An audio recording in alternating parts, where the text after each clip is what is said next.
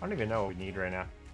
See, the problem is, like, right now, is that we know where the last boss is, but once we kill him, I mean, we can kill him again, but there's nothing to advance to beyond that. Beyond just doing things you've already done or doing more of it, right? So that's why I was saying I feel like 7 Days to Die has more longevity than this game, because you always have something to do, right? There's always going to be the next Blood Moon that's going to be harder than the last one, which I like. And, you know, theoretically maxing out a character would just take forever, so you actually always have some progression to do.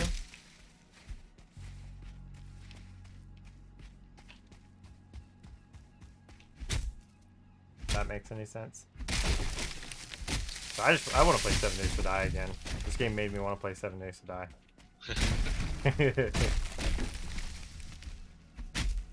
Would you be interested in it, Ryan? Yeah, I'd play again.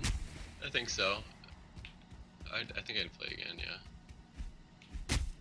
Cool. The game was a solid game. I have over 100 hours in it, so I can't say I wouldn't play again.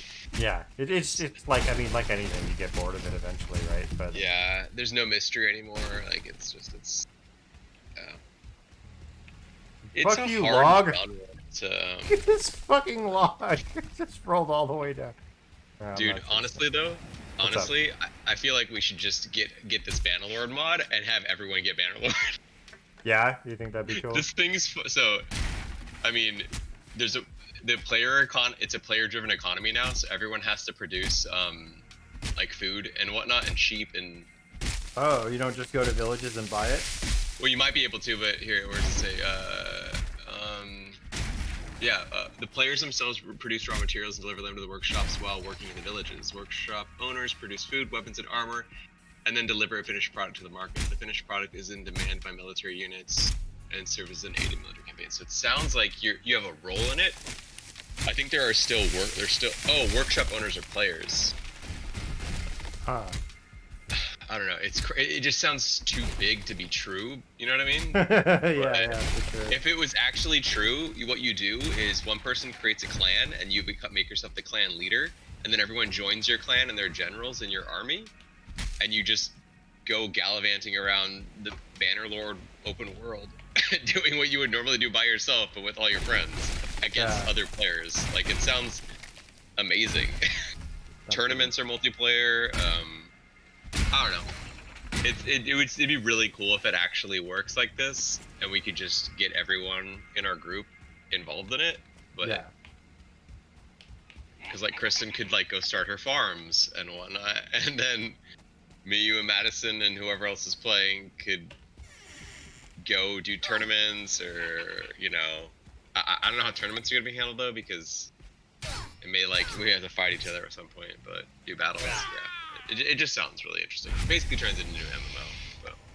So. Scott says, can you throw a link to the article in Discord? For the mod, yeah. Or fuck it, throw it in the stream, since we're talking about it on the stream. It's in Discord now.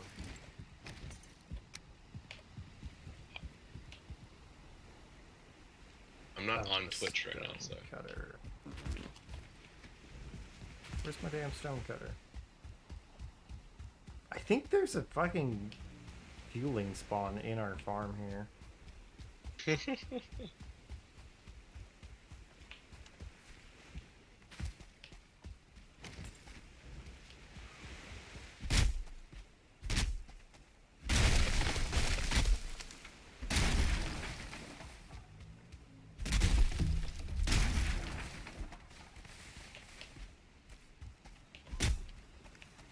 It would sort of just be a constant battle to maintain control, right? If you're only playing against like other people. I was watching the video and the guy was saying that 2 weeks ago in the EU server they had over 250 people in one server. Jesus Christ, that's crazy. There's only one server per region right now. So feels like that'd be incredibly laggy, wouldn't it? he said it wasn't. It was no frame rate issues at all, or no lag issues at all. What the hell? That's nuts. Yeah. I don't know why the banner, like the development team themselves did, because they knew this was going on from Mountain Blade 1, right? Like Warband, like clearly this is what the community wanted. I'm surprised they didn't, and they may still very well be working on it, right? Yeah, right. Because it's in early access still, but Well, to be honest,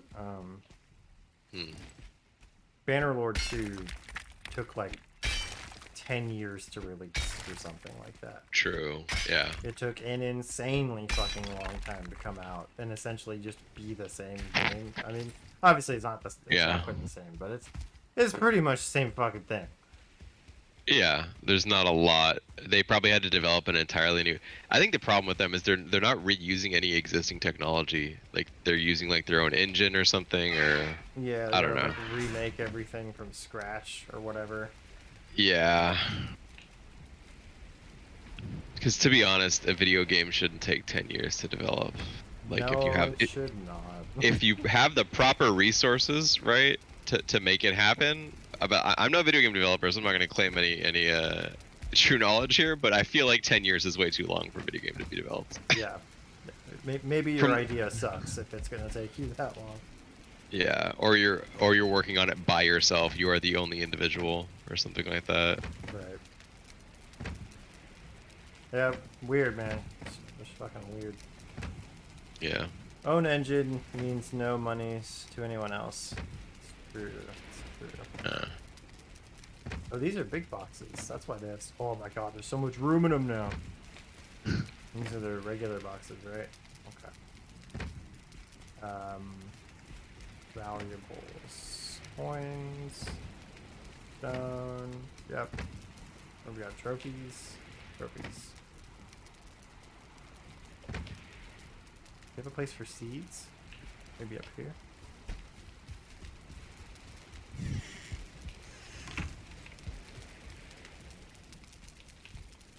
Plants, berries. I can't fucking read this. Oh, there it is. Pop berries.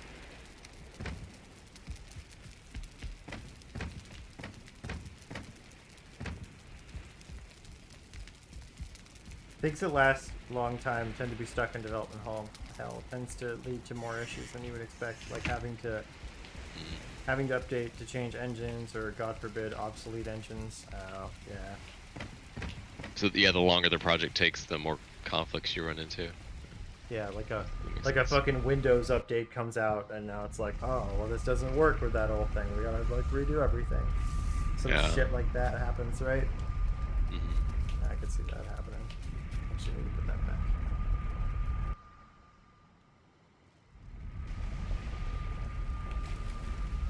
I don't know. I think they're also. I think Tail Worlds, the guys that make Mountain Blade, are a little bit like Creative Assembly, where they kind of are like Bethesda, you know, where they release their game, and then it's like, all right, the modding community will fix it. Bye. You know what I mean? Like yeah. It's not actually fair to say like completely, because you know they did make Warband after they made Mountain Blade, and that was like a straight upgrade over the old game. And then you know like Bethesda, like they put out Skyrim and then did a few DLCs for it, and then they kind of just like were done with it. And then like yeah, I think with RPGs you have a different type of, because in my opinion Skyrim was a complete game. Like they did like, and the DLCs are pretty sizable too. So I guess it honestly, you're always gonna have the mod community. So whether or not you complete your game or not, right? It's yeah, they're gonna be there to do stuff, and there's gonna be a mod that comes out that everyone thinks is amazing, and it's like, why didn't you put it in the game? Right, but it sounds like that's actually what they're planning to do. So yeah, that's pretty cool. But like with it's not even Creative Assembly anymore, is it? Who the hell makes Total War Warhammer? Is it just Sega? I think so. I think I just looked at it. Because they don't rely on modders anymore because they Jesus Christ, we have too much honey. Broke the games? No, developers Creative Assembly and publishers Sega. Okay, yeah. Well, I mean, what they're doing now is they're just constantly fucking releasing new DLC for Warhammer 2. Hmm. Um, so they're not guilty of that. Yeah, no. And, you know, for Medieval and Shogun and Rome, they did do expansions and DLC. So, like, it's really, I guess I'm just bitching at Bethesda. I don't know what I'm doing. I think for Bethesda, they didn't even like the problem. Like I think Skyrim is an example of a good handling of a game, but Fallout 4. The problem with that one is when you make a game that you anticipate to be modded a lot, which it was modded a ton. Yeah. I feel like it's a lot harder to mod a shitty story than it is to mod like a feature, because the Fallout 4, like the side quests and stories were kind of just garbage. Okay. But the content around the story was really cool. They had a lot of it too. So I think the mod community might have had a little bit of an issue with that game. I'm just guessing. I don't know for sure, but because my only issues were with the story. But Oh, alright. Not like features or mechanics. no, because the mod community, well, the modding was a huge part of Fallout. I think modding is part of Skyrim and Fallout, like heavily. Like it's almost like a part of the game. Like you can't have the game without the mods. Okay. Not to say that they developed it so the players would finish it, but it's like if you make the game, the modders will come, right? Yeah, So absolutely. I don't know. It's weird. There's a lot of things out now in the video game uh, industry that are kind of like safety nets for companies, right? Like early access. And Early Steam act, yeah, Workshop. yeah, And like crowdfunding and all this bullshit. Yeah. yeah. There's so much. I mean, obviously, maybe from like a person who's actually an owner of one of those companies or a developer or someone working in it appreciates them, but at the same time, because I've been looking at games lately, and I'm like, every game I want to play is like 4 years old or older. Like, there's no. I'm not like. Well, Valheim was great, honestly. That's probably the most recent new game that I played that didn't come out 2 years ago.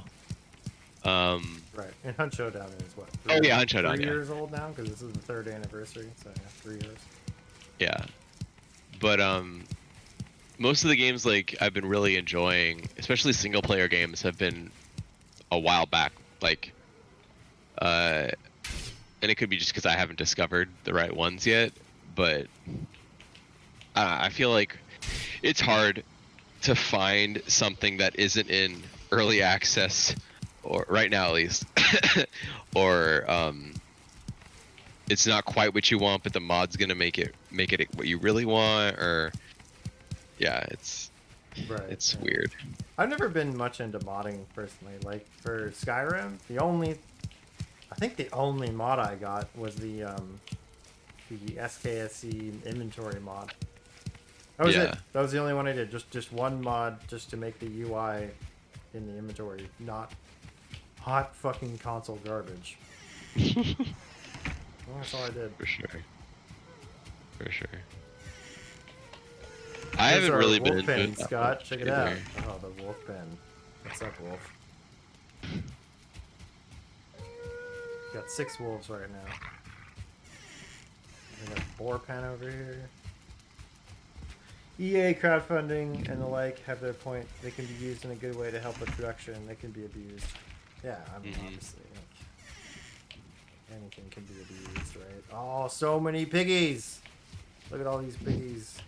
How many pigs we got?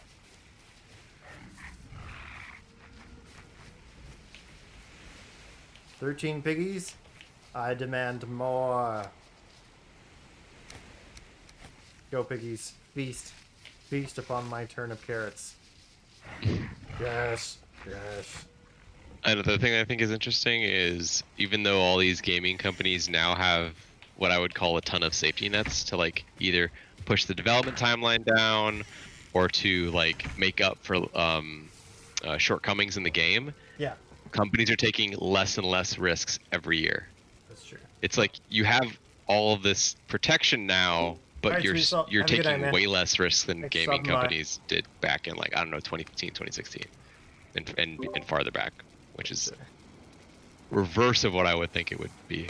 But Gotcha. Sweet salt. Yeah, no, you don't ride the boars into battle. Unfortunately, there's no mounts. that would be cool. Unfucking fortunately, no mounts at all. But you eat them, and they give you meat and hide. But yeah, have a good night, man. Sorry, I was kind of tuned out there, Ryan. What were you saying? Scott said that you were painting with a broad stroke, and he says, "I think it is really unfair to say that the industry does not take risks." Is that unfair, Scott? Is that, I mean, when he says the industry, he means Bethesda, fucking whoever the hell makes Call of Duty. I don't even remember right now. You know, like,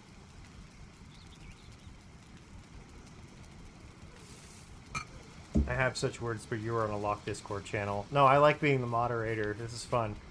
No, I don't know. I mean, Like, it's interesting, right? Because like I feel like some companies, same with like the movie industry, right?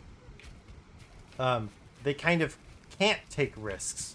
Like they need to make what's gonna sell, because their whole thing is they do big budget things, right? Like we release triple A shit. Like, you know, who the hell makes who makes Call of Duty? Activision. Activision is not going to release some pixelated 8-bit fucking side scroller where you play as a chicken and you smack people with a sausage.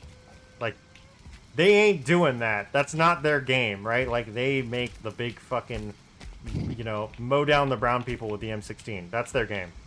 Every fucking game is mow down all the brown people with the M16. Get 8 red dots on your gun so it looks cool.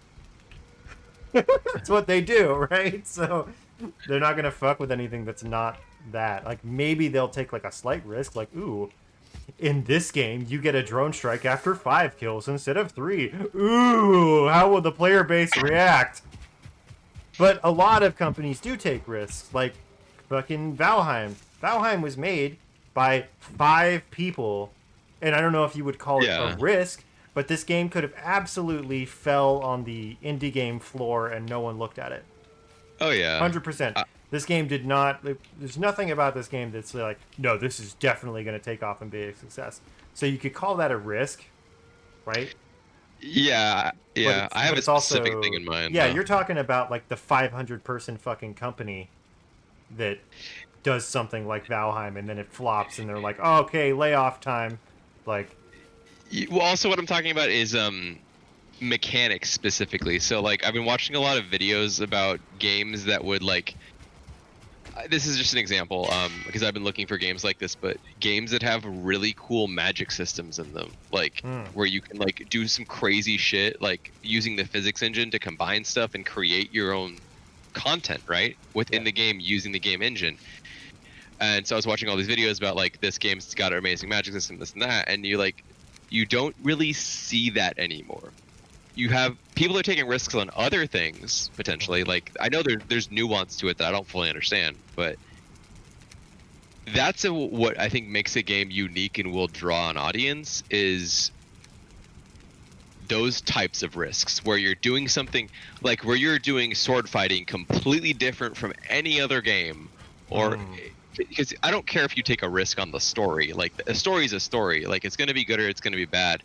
Whether or not it was a risk to have, I don't know, something in the game that's different. But I'm really just talking about like game mechanics, like core mechanics of the game. Because like I was watching this video about this game called Two Worlds, which was back in 2011, and you could find 2 random things. Like the spells were created via cards or something, and you could combine 2 or 3 or 4 to create a combination of a spell that no one made before.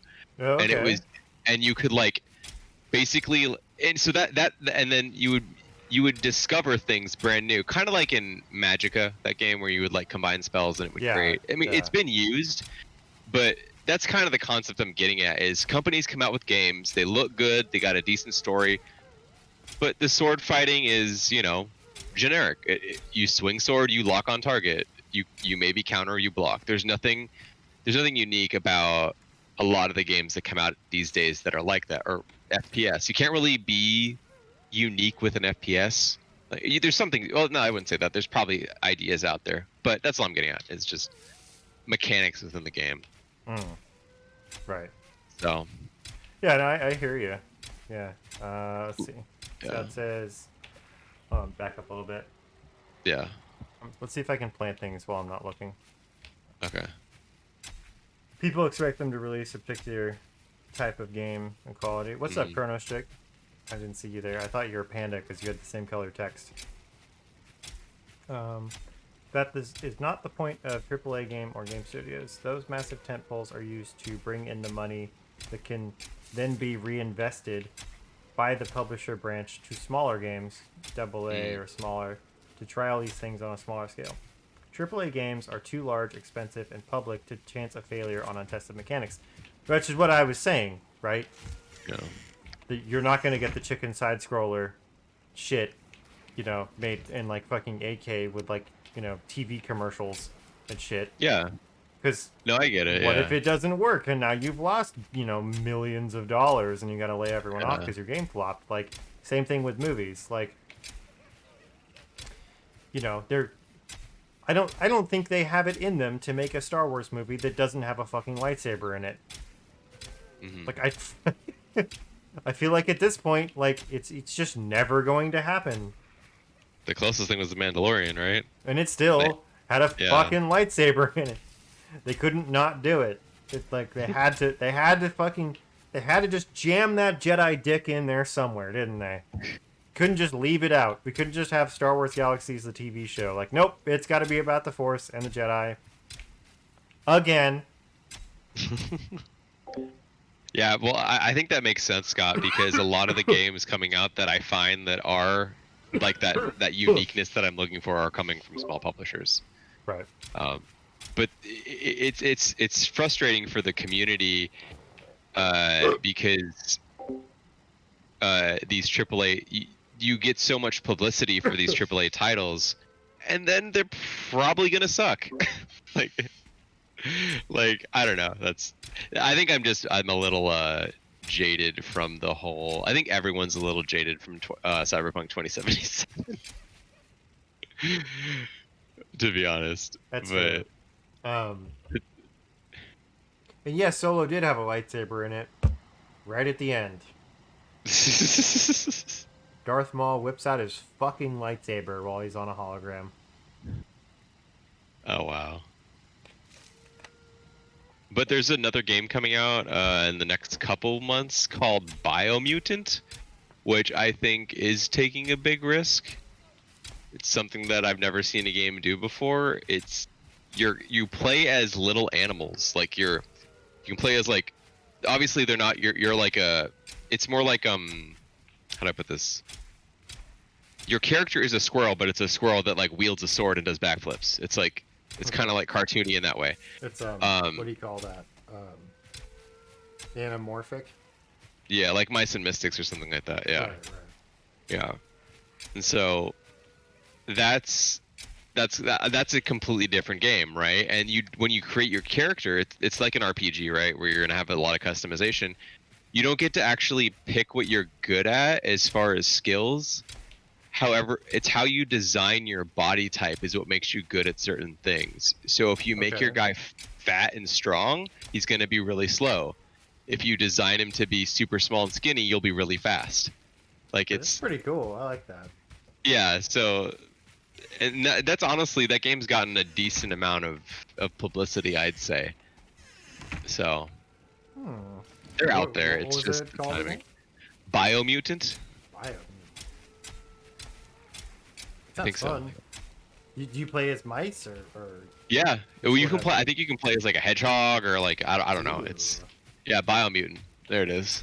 It's on pre-order right now. Comes out May. I would quite like to play like I don't know, Redwall or like a Mice and Mystics video game. Yeah, this is real live action game too. So it's gonna be like there's guns, there's swords, it's very fast paced combat, I think. Okay. As far as that goes, it's single player though. But it looks kind of like Yeah, a Dark Souls-esque. I don't know if there's lock-on or anything necessarily, but when I say Dark Souls, I mean you have a melee weapon, you have a character, you fight monsters. That's just my generic comparison. But not necessarily like that. It compares it to. Oh, that's a weird comparison. That doesn't make sense to me.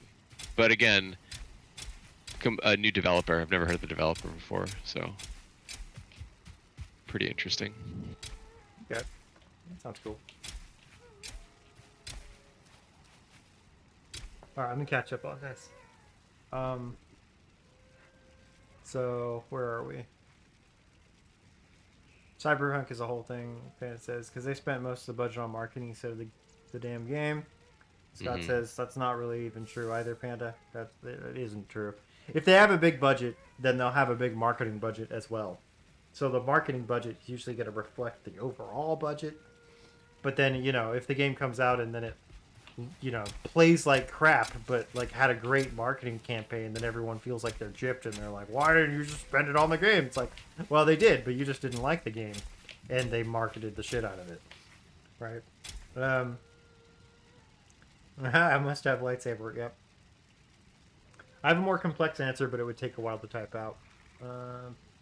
Chronos check. Panda, it's walking a fine line. You can make an amazing game that no one knows about, or a crappy game that spends lots of money marketing it. Those are the extremes, yeah. And it says, oh, for sure, it's not as simple as that, but if you want to go into more detail, etc., I'm interested. Scott says, too long, didn't read. Due to a massive timescale of production and being made at the bridging of multiple console generations, they got caught and screwed by shareholders and platform contracts. Oh, you're talking about Cyberpunk. Okay. You know what else I heard about Cyberpunk is that Keanu Reeves wanting to get involved in the game fucked up everything because they had to redesign the game to like shoehorn him into it and put him in the story. And originally, like, he wasn't part of the story. So That's so random. Keanu Reeves fucked up your Cyberpunk kids. This man can do wrong. The hover hand excuses nothing. Let's see. Oh, I was kind of talking in general with Cyberpunk. Kristen says there's a sweet spot. I think Valheim did a phenomenal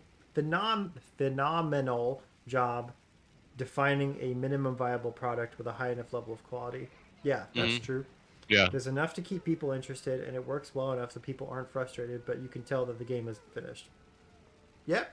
I would say 7 Days to Die is kind of there as well, where there's enough of the game where you can play it for 100 hours and then have ideas for what you would want to see, but you're not, like, pissed off that it's not there.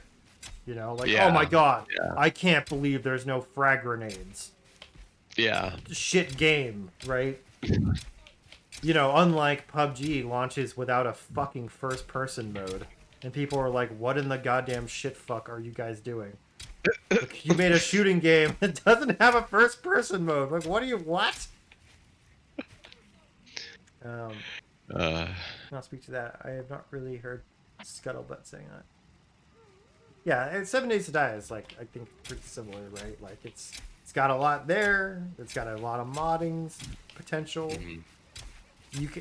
You know what? Just can we just appreciate for a second that 7 Days to Die lets you customize the fucking settings when you're playing? Like, you don't like blood moons? You could fucking turn them off and just build a fucking city, right? Like, that's what you can do. You really like blood moons? Well, guess what? Days last half an hour and there's a blood moon every night.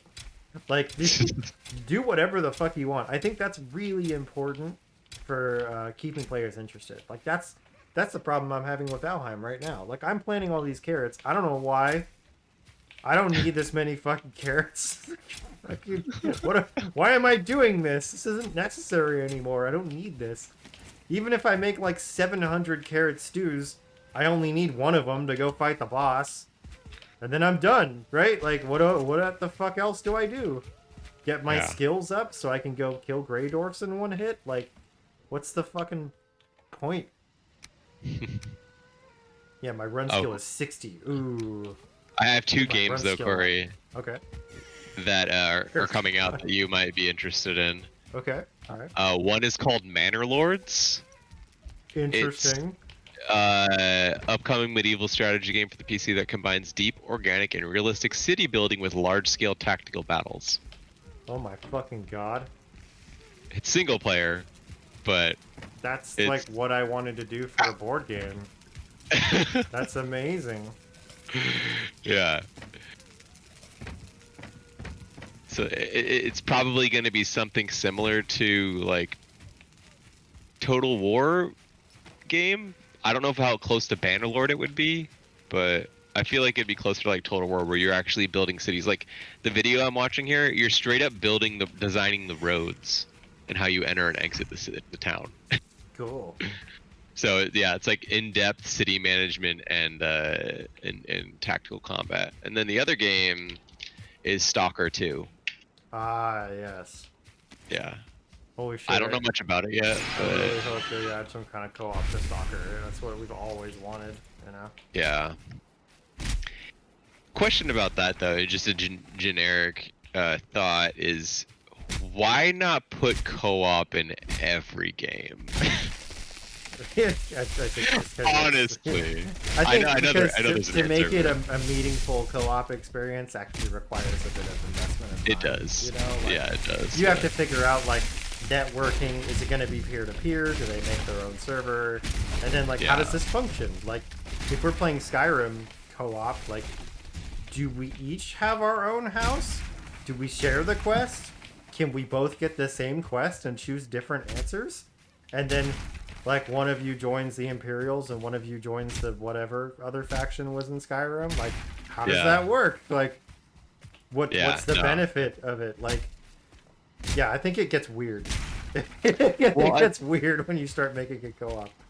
I think that's why a lot of games, when they do co-op nowadays, the Dark Souls method is so simple, where you just join someone else's world. Yeah, and like you a just jump in co-op. Yeah, that's why I think Divinity is so unique. Is it's the first game I've ever played that was an RPG where there's a hero, like where there's like a protagonist and an enemy and whatnot, that actually can take 4 people and make you all part of the story in a unique manner, which is crazy. Like, they are, as far as I know, they are the first video game ever that I've played to do that. But that's why I think Larian Studios is got like kind of like a niche market, or like a not niche market, but they've got something that no one else has, basically. Yeah, I think. And I do really want to play Baldur's Gate. Yeah. Because I feel like the issues that I had with Divinity. Oh shit! Oh, I almost died to a tree. Ah, whatever my head. Okay. The issues I had with Divinity were actually I didn't like the combat system. Like I. Oh, you did not. I didn't like it.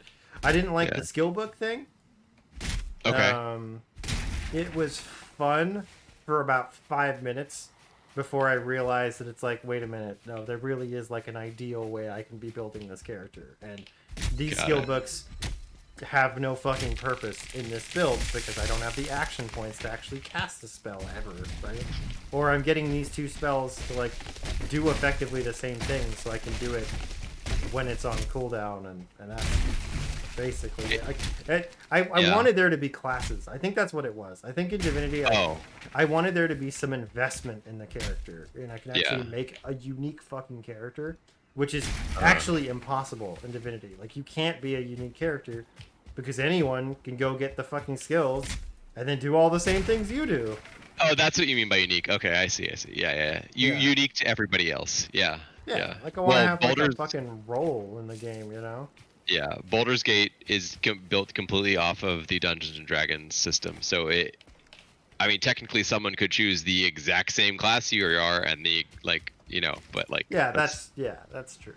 But I wanted there to be more, like, an actual sense of, I don't know, individuality in that game, where like, well, my character's really fucking good at doing this or that or whatever. I'm the only one that's capable of this shit.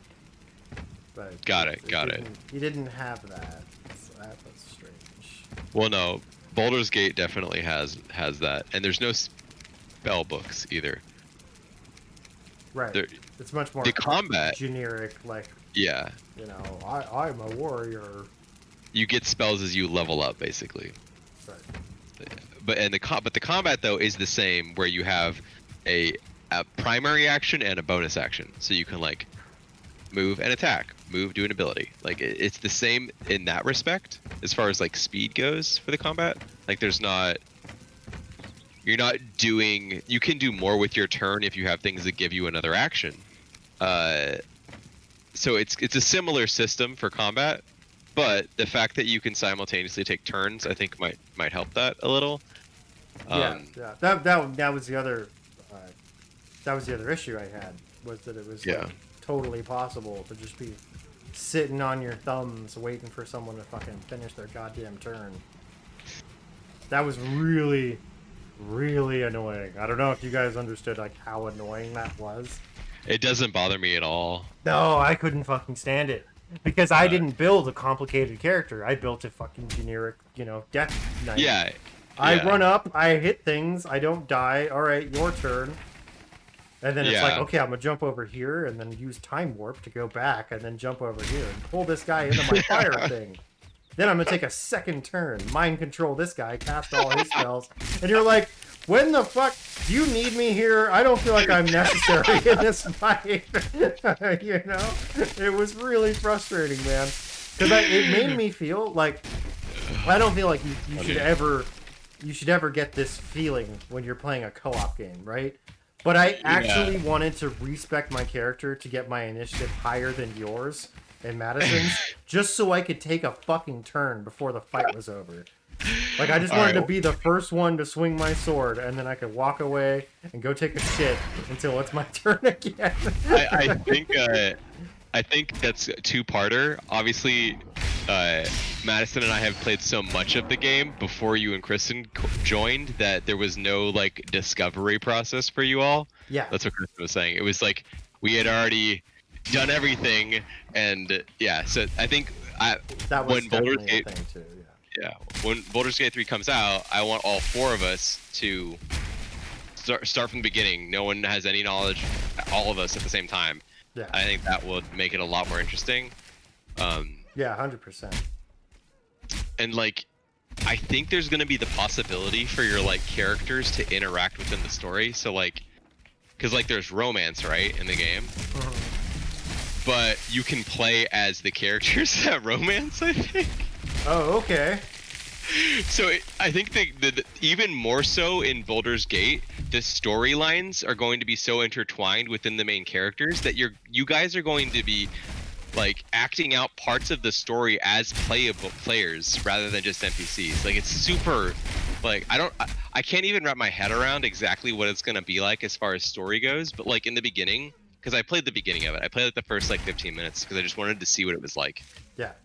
And one of the main party members like attacks you as you're coming out of an area. Like he like tackles you to the ground and holds you at knife point. And what I'm wondering is, how does that work, say, if someone else is playing that party member and you're the main guy or whatever, you're this guy, and how is that interaction going to happen? Does like the person playing the one that attacked get to choose whether or not they attack you? Like what's it? I don't know. So it's very, very interesting as far as how the story is going to involve everybody. But you know what I'm excited for that, but you know what I would really like to see? What? I would love to see a game where you're actually taking on different roles in the game. Like one of you is the bad guy. And one of you is the NPC giving quests to the main guy, and you're all like playing your own fucking game, And then they come into the boss lair, and like the bad guy's got to like set up all these traps and like minion spawns for them, and then everybody's got to group up and fight him. Like just, I don't know, it sounds fucking sick. You should check out I don't know if it's exactly what you're looking for, but you should check out Pop-Up Dungeon as a game. I don't know if it's any good, but well, I know there's what the hell is it called? There's like Dungeon Master, where that was the whole idea, was that you were the bad guy making the dungeon that the heroes went into, right? Yeah, that's Pop-Up Dungeon basically. It's kind of like how Bargain Quest was the NPC take. Dungeon Keeper, okay. Bargain Quest was the NPC take on doing an adventure game. Mm-hmm. Where like all you do is sell things to the hero, right? That's really cool. I like those twisted perspectives on things. Yeah, no, that is very cool. And yeah, Scott, it was true. My co-op partners did power game way harder than I did. Way harder. But I wanted, for me, it's important to have like a thematic. Oh shit! It's important to have like a thematic character. Yeah. So like, I don't want to be casting crossbolt on my undead warrior. Like I wanted to do undead things. Oh fuck.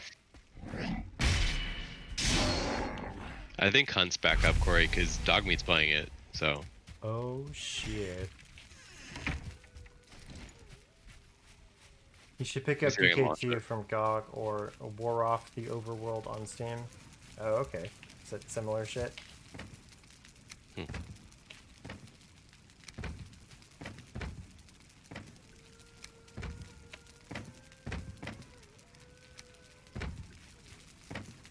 I didn't plant any of these seeds. I'm a bad Viking. Mm-hmm. Oh, guess who bought Hunt? Who bought Hunt? Stoyan. Oh my god. Really? Yeah, he bought it. We played with him yesterday, I think. Oh, Yeah, for the first nice. time. Did he Yeah. enjoy it? He's told me he doesn't like zombie games, but I think he likes the game, so he's kind of torn right now. He only played one game and then failed, but I'm not sure, honestly, if he's gonna fully enjoy it or not. We'll find out, I guess. Okay. Oh. Let's see.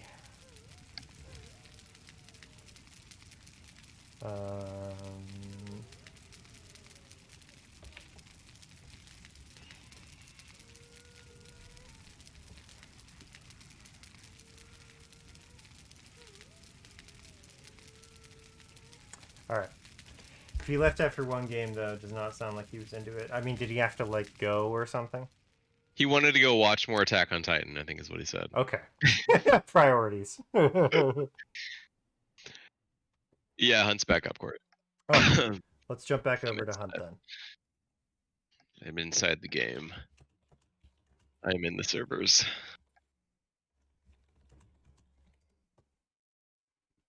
Surprised Madison isn't on yet. Yeah, where the hell is that bum? That.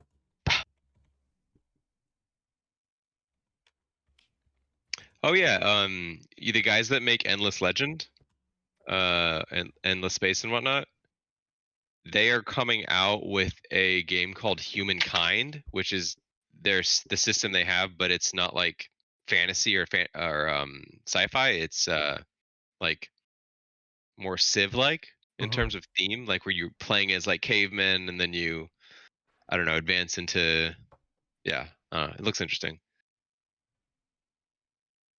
I haven't really ever gotten into the Endless games, but I played Endless Space and I played Endless Legend, and they're okay.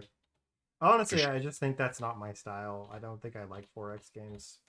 I don't think I do either. They're It's too far out. Like, a lot of the times they're too abstracted. Yeah. And also a lot of the times they're actually, from what I've seen, 100% of the time they are entirely based on your tech level. Like, that's what determines if you're going to beat someone else. Are you a higher tech level than them? That's it. Done. Game over. So get your science up, and don't bother with anything else except for the bare minimum. At least every single time I played it, that was my experience. So that was fucking boring.